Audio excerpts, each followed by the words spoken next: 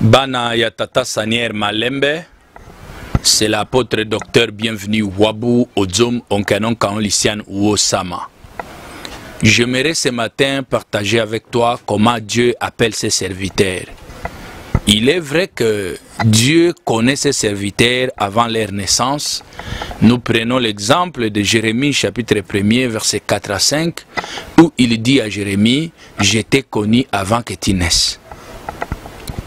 Comme Dieu connaît ses serviteurs avant leur naissance, il n'est pas le Dieu de désordre, il est le Dieu de l'ordre, selon 1 Corinthiens chapitre 14 verset 33. Il connaît tout le monde, il a déjà choisi tout le monde, mais il dispose à chacun sa vision et sa mission. Pour qu'il n'y ait pas le désordre, chacun connaît où il va, quand il va commencer, quand est-ce qu'il va terminer sa mission. Dieu nous a connus avant que l'on soit dans le sein de nos mères. Il a disposé à chacun le coin où il va aller, la mission qu'il lui a donnée et la vision que lui a selon les contrées qu'il a choisi pour lui. Alors, ces serviteurs de Dieu, avant qu'ils naissent, il y a toujours des choses que Dieu fait. Il fallait d'abord que Jean-Baptiste puisse naître, qu'il puisse travailler. Quand il va arriver à la fin, Matthieu chapitre 3 verset 1er, que Jésus-Christ puisse venir. Et que Jésus-Christ puisse travailler aussi. Quand il va arriver à la fin de sa mission, Jean 14, 16, il va promettre le Saint-Esprit à ses disciples. Et quand le Saint-Esprit va venir aux disciples, les disciples vont aller maintenant partout dans le monde évangéliser selon Matthieu chapitre 28. Bien-aimés, ça c'est très capital. Maintenant, les serviteurs que Dieu a choisis, Dieu a disposé des manières à laquelle ces serviteurs peuvent naître.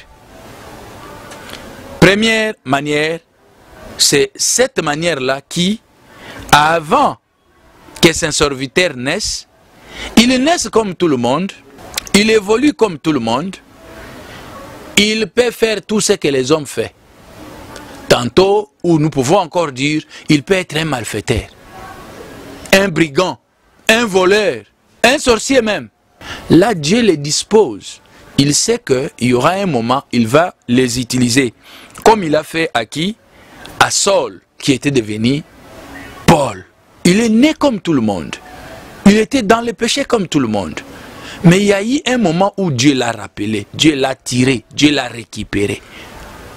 Ça, c'est la première manière que les serviteurs de Dieu naissent. Mais beaucoup de gens ne savent pas. Si nous prenons aussi l'exemple, selon l'historique que nous avons, de papa Simon Kimbangu, il était né comme tout le monde.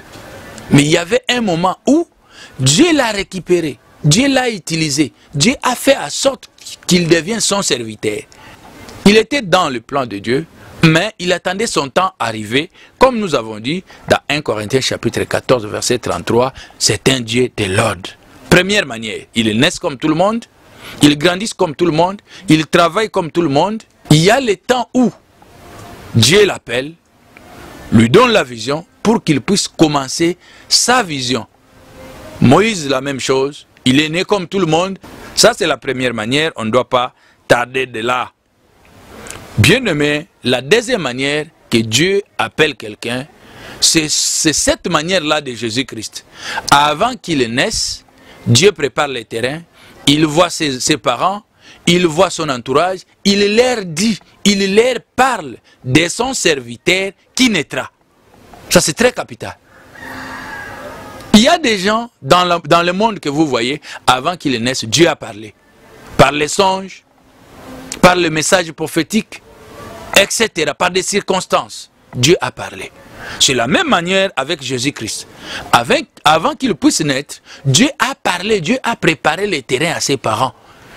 Et c'est de la même manière que ça s'est fait aussi à prophète Sanier, à Laver, Raphaël, qui est le prophète de Dieu. Nous devons aussi savoir comment est-ce que Dieu l'a fait apparaître au monde. Comment est-ce que Dieu a préparé sa naissance au monde? Le prophète Seigneur, Dieu a préparé le terrain avant qu'il puisse naître. Comme peut-être toi aussi, si tu poses la question aux gens ou à la famille, ils t'ont dit non, avant que tu naisses, il y avait ça, il y avait ça. Il faut toujours poser des questions. Comment est-ce que tu étais né? Quelles sont les circonstances qui se sont passées avant ta naissance?